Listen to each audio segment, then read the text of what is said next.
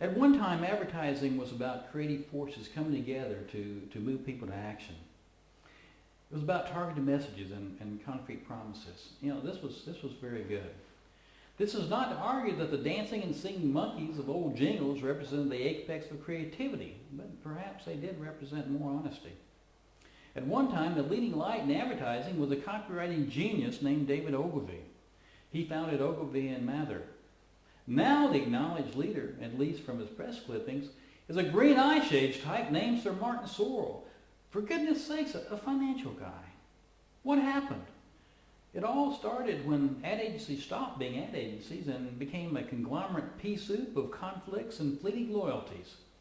In a business once dominated by creative personalities, it is now the collective house of financial drones. Is it really good for the advertiser when once great agencies like Young and Rubicam, J. Walter Thompson, and Ogilvy cohabitate in the same corporate tent, in this case, Sir Martin's WPP? What's the purpose? To create synergies? It doesn't happen. It doesn't even come close. Size serves no real purpose, and as we see today, the stockholder value of these behemoths has a consistency of cotton candy. Conglomerates create merely bigness. Conglomerates have very little to do with the end product of advertising. They're financial houses that buy and sell and sometimes shut down, and they're subject to excruciating economic fluctuations. For the last several years, Sir Martin has been very visible forecasting what kind of year the ad industry would have, and basing his view almost entirely on seismic events expected to occur over the course of that year, maybe a sporting event or a presidential election. He got it all wrong. The interesting thing is that smart people paid attention to him. The ad industry, to a great extent, is a bellwether of the global economy.